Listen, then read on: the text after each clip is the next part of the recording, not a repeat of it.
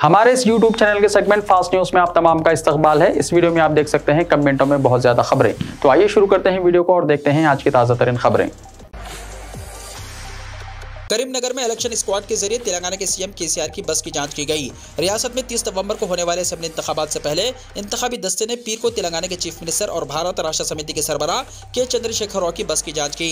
करीमनगर के Gundlapalli tool gate के करीब बस की जांच की गई। इतवार को इलेक्शन कमीशन के एहलकारों ने BRS MLC के कविता की गाड़ी को चिलगुल चेक पोस्ट पर चेक किया जब वो इंतखाबी मुहिम के लिए धर्मापुरी जा रही थी। 7 नवंबर को इलेक्शन कमीशन के ओहदेदारों ने निजामाबाद में भी इसी तरह उनकी गाड़ी की जाँच की थी।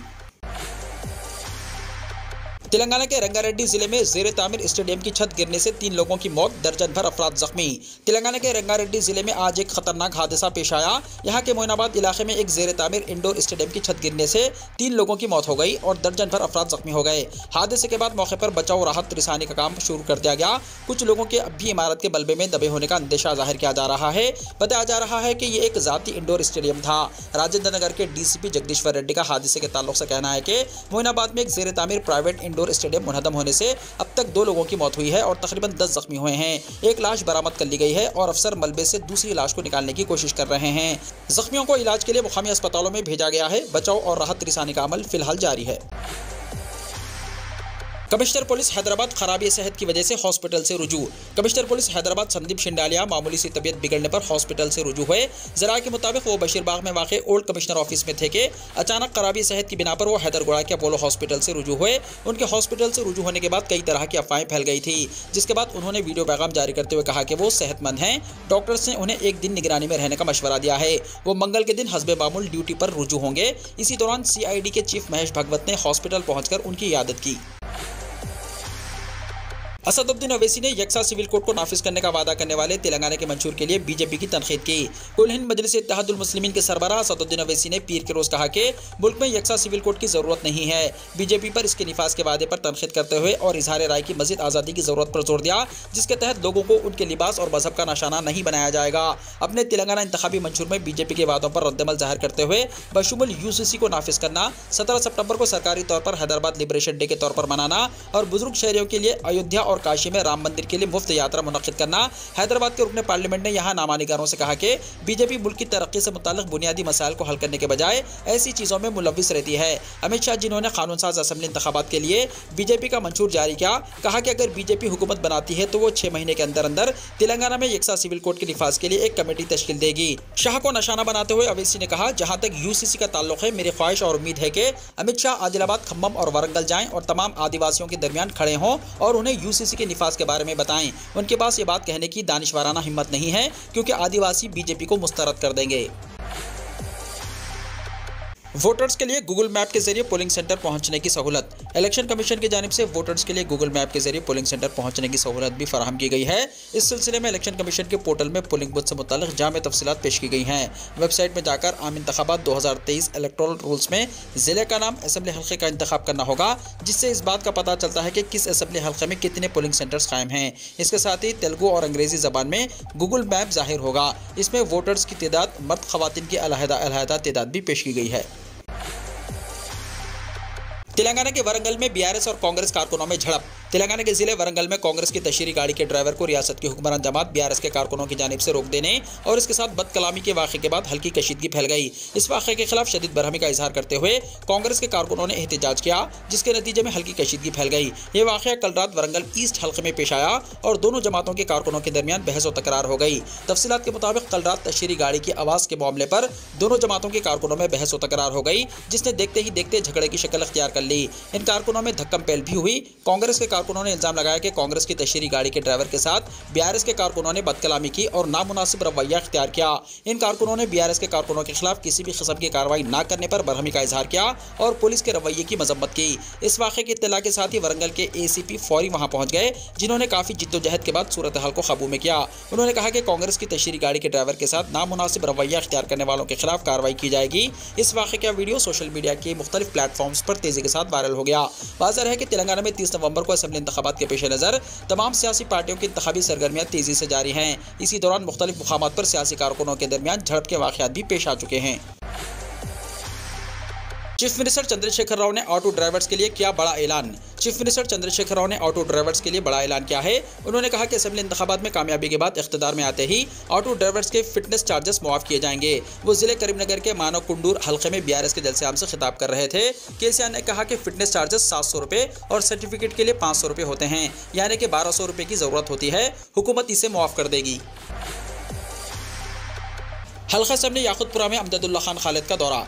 जनाब अमजदुल्ला खान खालिद तर्जुमान मजलिस बचाओ तहरीक और उम्मीदवार हल्का असेंबली याकुतपुरा ने अपने हल्के के इलाकों चुनने की भट्टी मदीना नगर के अलावा दिगर मुकामात का दौरा करते हुए अवाम से मुलाकात की और कहा कि वो बहैसियत उम्मीदवार मैदान में हैं तो 30 साल से ज़ायद अरसे से हल्के की नुमाइंदगी करने वाले कायदीन इस बात की वजाहतें कर रहे हैं कि 50 बिस्तरों पर मुश्तमिल दवाखाना मंजूर किया जा चुका है। तालीमी सरगर्मियों को बेहतर बनाने के लिए इक़दाम किए गए हैं। जनाब अमजदुल्ला खान खालिद ने इस्तिफसार किया कि अगर ये काम मुकम्मल हो चुके हैं तो इसकी तफसीलात पेश की जाएँ और अगर महज ऐलान और अहकाम हैं तो 30 साल में ये ऐलानात और अहकामात क्यों जारी नहीं किए गए। उम्मीदवार मजलिस बचाओ तहरीक ने बताया कि हल्का असेंबली याकुतपुरा के गरीब आवाम में जो बीमारियां पाई जा रही हैं उनके इलाज के लिए हल्का असेंबली में फौरी तौर पर एक मियारी दवाखाने की ज़रूरत है जो कि उनकी अव्वलीन तरजीह होगी। उन्होंने बताया कि वो मुंतखब होने के फौरी बाद हल्का असेंबली याकुतपुरा में मियारी सरकारी दवाखाने के क़याम के लिए जिद्दोजहद का आगाज़ करेंगे और अंदरून 1 साल एक मियारी सरकारी दवाखाना हल्के के अवाम की खिदमत में होगा। उन्होंने याकुतपुरा में जूनियर और डिग्री कॉलेज न होने पर मौजूदा रुकन असेंबली और साबिक़ में इस हल्के से नुमाइंदगी करने वालों के अलावा रुकन पार्लियामेंट से इस्तिफसार किया कि इस इलाके की तरक्की नौजवानों को तालीम की सहूलत फराहम किए बगैर किस तरह मुमकिन होगी। उन्होंने बताया कि शायद शहर हैदराबाद और तेलंगाना में कोई ऐसा हल्का असेंबली होगा जहां सरकारी जूनियर और डिग्री कॉलेज मौजूद ना हो, लेकिन हल्का असेंबली याकुतपुरा में मुसलसल तवज्जो दहानी के बावजूद अब तक सरकारी तालीमी इदारों के क़याम में कोताही बरती गई। महाराष्ट्र, कर्नाटका और तेलंगाना में जलजले के झटके, कई इलाकों में लरज़ उठी जमीन। महाराष्ट्र में आज सुबह जलजले के शदीद झटके महसूस किए गए। नेशनल सेंटर फॉर सेस्मोलॉजी के मुताबिक जलजले का मरकज महाराष्ट्र के जिले हिंगोली में था और इसकी शिद्दत 3.5 बताई गई है। ताहम अभी तक जलजले से जानी और माली नुकसान के बारे में कोई इत्तला मौसूल नहीं हुई है। नेशनल सेंटर फॉर सेस्मोलॉजी के मुताबिक यह जलजला सुबह 5:09 पर आया और इसका मरकज जमीन की सतह से 5 किलोमीटर नीचे था। महाराष्ट्र के अलावा तेलंगाना और कर्नाटका तक जलजले के झटके महसूस किए गए। जलजले का मरकज तेलंगाना के दारुल हुकूमत हैदराबाद से 255 किलोमीटर और नागपुर से 265 किलोमीटर दूर बताया जा रहा है। हम आपको बताते हैं कि गुज़िश्ता इतवार यानी 19 नवंबर की शाम को बहिरा अरब में भी जलजले के झटके महसूस किए गए थे। नेशनल सेंटर फॉर सेस्मोलॉजी के मुताबिक इतवार की शाम 6:36 पर बहिरा अरब में जलजला आया, जिसकी शिद्दत रिक्टर स्केल पर 4.5 नापी गई। अपने आप को बचाने का तरीका भी जान लीजिए। जलजला आए तो सबसे पहले घर से बाहर निकलकर किसी खुली जगह की तरफ दौड़ें। अगर आप घर में फंसे हुए हैं तो बिस्तर या मजबूत मेज के नीचे छुप जाएं। घर के कोने में खड़े होकर भी आप खुद को बचा सकते हैं। जलजले के दौरान दफ्तर या इमारत की लिफ्टें इस्तेमाल ना करें। दरख्तों और बिजली के खंभों से दूर रहें। टीम इंडिया की शिकस्त पर मायूस नौजवान की हार्ट अटैक से मौत। वर्ल्ड कप फाइनल में टीम इंडिया की शिकस्त पर मायूस एक नौजवान की कल्ब पर हमले से मौत हो गई। जराये के मुताबिक रियासत आंध्र प्रदेश जिले तिरुपति के तिरुपति रूरल मंडल दुर्गा समंदरम से ताल्लुक रखने वाला ज्योति कुमार क्रिकेट का शायक था और वो टीम इंडिया का मद्दाह बताया गया है। जैसे जैसे टीम इंडिया को शिकस्त का सामना करना पड़ रहा था वो काफ़ी तशवीश में था। मैच देखने के दौरान उसके कल्ब पर हमला हुआ, इसे हॉस्पिटल ले जाया गया जहाँ डॉक्टर्स ने इसे बाद मुआयना मुर्दा करार दिया। ज्योति कुमार पेशे से सॉफ्टवेयर इंजीनियर बताया गया है। विशाखापट्टनम के माहीगिरी बंदरगाह में आग लगने से 40 कश्तियां जलकर खाकिस्तर, करोड़ों रुपए का नुकसान। आंध्र प्रदेश के विशाखापट्टनम के माहीगिरी के बंदरगाह में जबरदस्त आग लग गई। एक कश्ती से शुरू होने वाली आग देखते ही देखते 40 कश्तियों तक फैल गई। आग पर काबू पाने के लिए फायर ब्रिगेड की कई गाड़ियां मौके पर पहुंच गई। पुलिस ने एक मुकदमा दर्ज कर लिया है और मामले की तहकीकात कर रही है। विशाखापट्टनम की मछली बंदरगाह पर लगी आग आधी रात तक तकरीबन 40 फाइबर मशीनी कश्तियों तक फैल गई। पुलिस और फायर ब्रिगेड ने फौरी कार्रवाई की।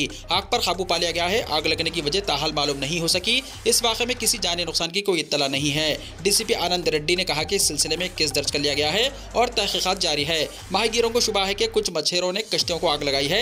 यह भी शुबा है कि किसी पार्टी की वजह से कश्ती में आग लगी। बंदरगाह के चौंका देने वाले मनाजिर में देखा गया है कि फायर फाइटर्स आग बुझाने की कोशिश कर रहे हैं, जबकि माहीगीर बेबसी से आग को देख रहे हैं क्योंकि उनका जरिया मौश तबाह हो गया है। कुछ कश्तियों में धमाके भी हुए हैं जिससे इलाके में खौफ व हिरास फैल गया। डीसीपी आनंद रेड्डी ने बताया कि आग रात तकरीबन 11:30 बजे लगी।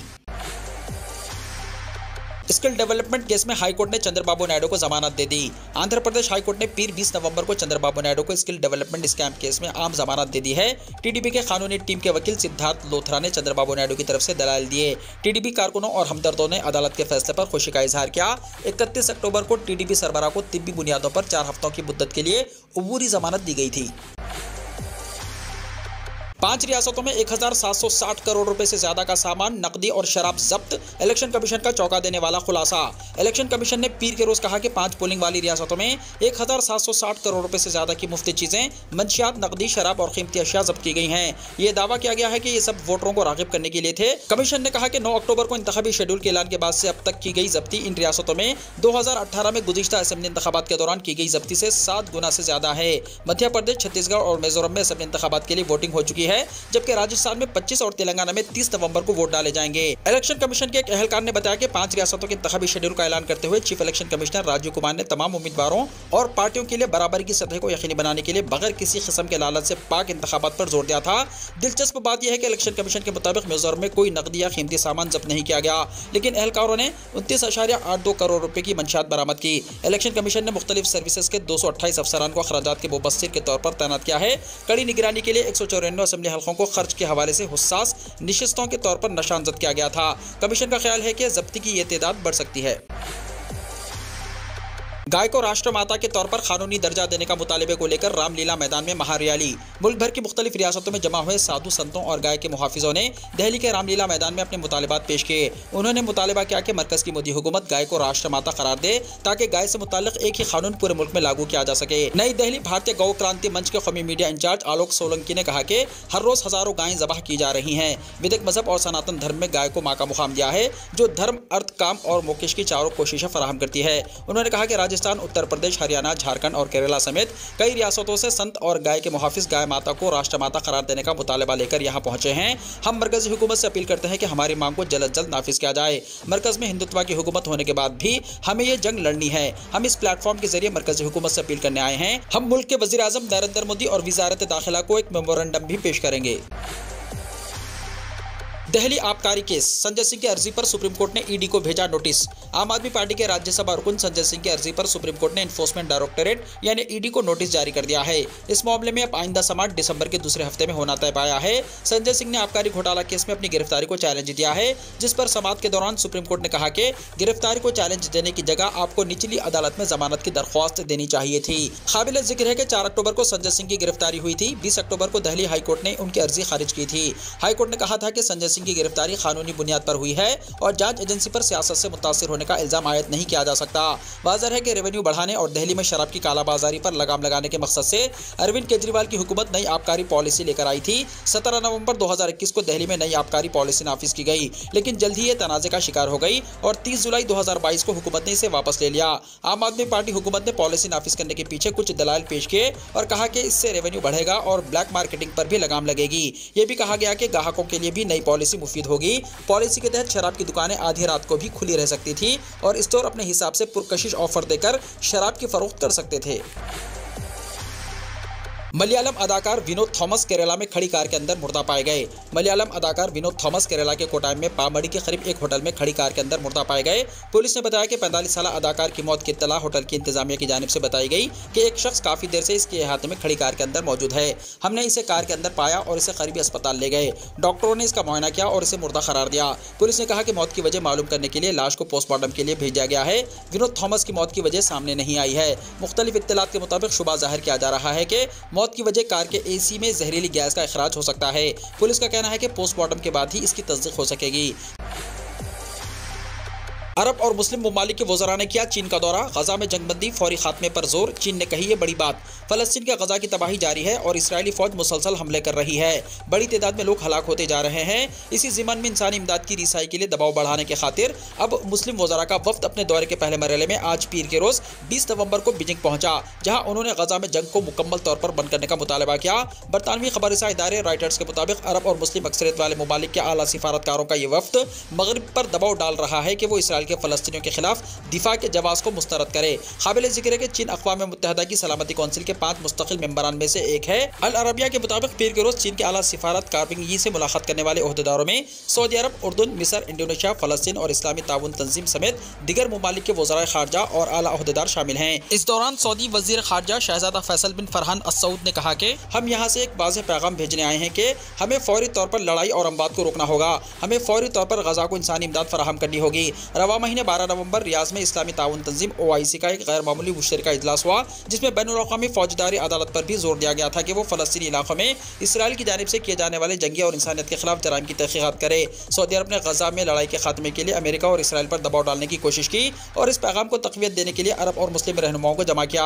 हालांकि अरब ममालिक और OIC में शामिल तमाम ममालिक के रवैये पर सवाल भी उठता रहा है कि वो अमली इक़दाम करने में काफ़ी पीछे नजर आ रहे हैं, लेकिन इन ममालिक ने आज ये अहम कदम उठाया है जिसकी तारीफ भी की जा रही है। वाज़ेह है कि गुज़िश्ता 7 अक्टूबर को हमास की जानिब से इसराइल में होने वाले हमले में तकरीबन 240 अफराद को कैदी बनाया गया था और 1200 अफराद हलाक हुए हैं। इसके बाद से ही गजा पर इसराइली फौज के हमले जारी हैं, जबकि गजा हुकूमत का कहना है कि इसके बाद से अब तक इसराइली बमबारी में कम से कम 13,000 फ़लस्तीनी जाँ बहक हुए हैं, जिनमें कम से कम 5,500 बच्चे भी शामिल हैं। चीनी वज़ीर ख़ारजा वांग यी ने कहा कि बीजिंग अरब और मुस्लिम ममालिक का अच्छा दोस्त और भाई है और इसने हमेशा फ़लस्तीनी अवाम के जायज़ हुकूक़ और मफादात की बहाली के मुनसिफाना मकसद की भरपूर हिमायत की है। इसराइल के गजा पर हमलों के बाद से चीन की वज़ारत ख़ारजा ने हमास की मजम्मत करने से गुरेज किया है और इसके बजाय कशीदगी कम करने और इसराइल और फ़लस्तीन पर जोर दिया है कि वो आज़ाद फ़लस्तीन के लिए 2 रियासती हल की तरफ बढ़ें। चीनी वज़ीर ख़ारजा ने मज़ीद कहा कि चीन गजा में लड़ाई को जल्द अज जल्द ख़त्म करने, इंसानी बहरान को कम करने और फ़लस्तीन के मसले के जल्द जामे, मुनसिफाना और देरपा हल के लिए काम करेगा। मशरिक़ी वस्ता के लिए चीन के ख़ुसूसी एलची ज़ाई जून ने गुज़िश्ता साल इसराइल और फ़लस्तीनी अथॉरिटी के साथ साथ अरब लीग और यूरोपीय यूनियन के हुक्काम से भी रब्ता किया था ताकि अक़वाम मुत्तहिदा में 2 रियासती हल और फ़लस्तीन को तस्लीम करने पर तबादला ख्याल किया जा सके। वीडियो को लाइक शेयर कीजिए और हमारे इस YouTube चैनल को सब्सक्राइब करते हुए इसके बेल आइकॉन को भी प्रेस कर लीजिए ताकि ऐसी ही ताज़ा तरीन खबरों का नोटिफिकेशन सबसे पहले आपको मिलता रहे।